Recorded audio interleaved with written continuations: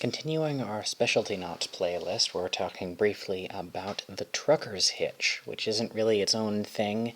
It's really more like a way of thinking about knots, or a way to use knots to create a pulley system, which is more or less what this is. Traditionally, there's no real universally recommended knot to use for your loop.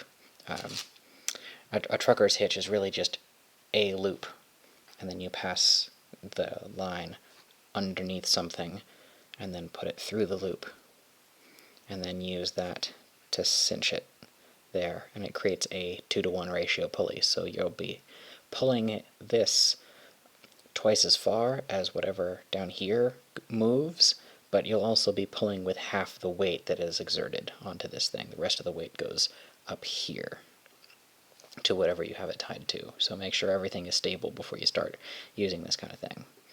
If you use it super fast, it can also wear at the joint right there. So that's something to be aware of. Okay. I tend to recommend people use a butterfly for this because for some very particular properties. One, it keeps the line more or less straight.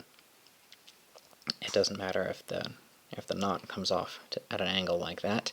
It takes equal weight from both of these ends that come out there. That's really handy.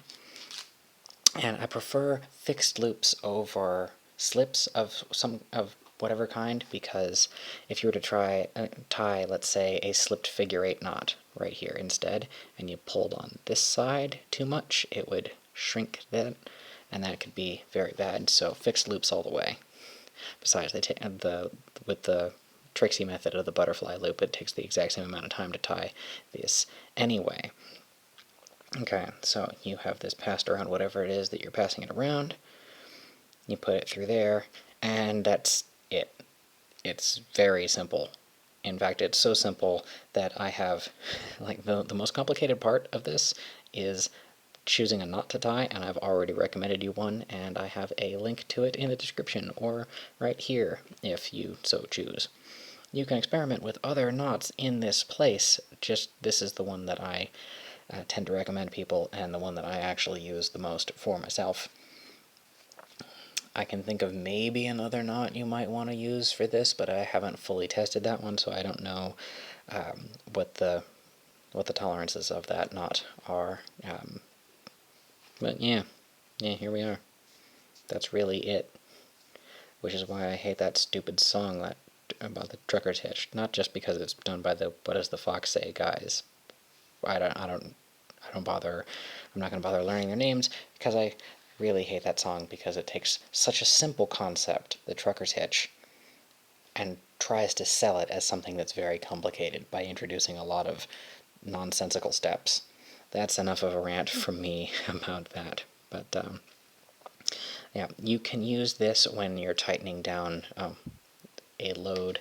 Let's say you have something tied off on one side, you throw this over the top, you're tying down a load that's on top of your car, or something to that effect. And you tie a knot right there, because you don't have any hardware that does this, pass that around something back up here, and you use that to tighten that down. Very good. Okay, you can also use this as a way of tightening up, let's say, hammock, tent poles, just anything that needs tension on it like that. And when you've got that tension, now you want to know how to hold that tension. We've got a couple of options here. One that I use quite often is I take either this line or both of them together, and I will tie a rolling hitch on it, or in this case it would be considered a Tautline hitch. There's a video about that in the description, and there's a link to it right there. Another option that you've got is to pass a half hitch right there, and then just another half hitch up to it like that, and that will keep the whole thing more or less held. And that should be pretty stable. If you don't think that's going to be stable enough, you can tie a third half hitch on it. You can use your rolling hitch over the whole thing, like me.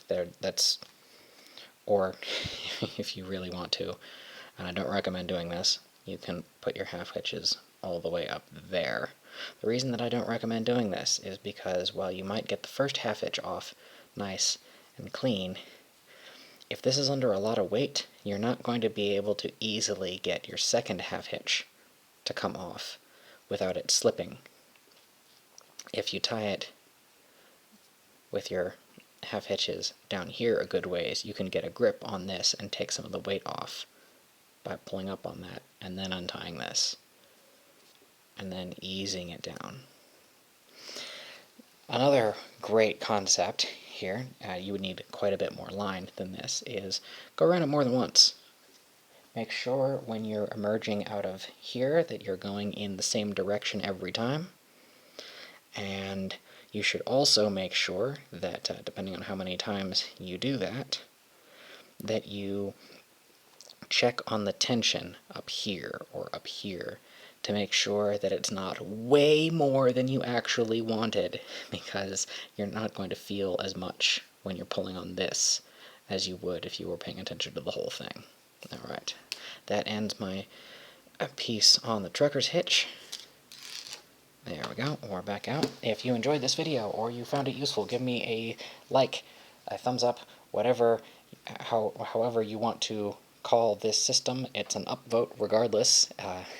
That would raise my ranking in search results and make this video more accessible to other people who are looking for the advice that you just saw. If you want to see more videos of mine in the future, you can give me a subscription.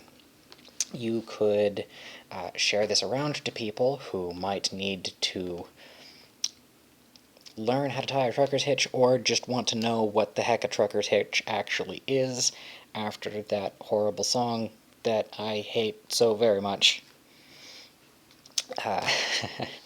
Alright, there are links to other videos of mine in the description, and right there's one.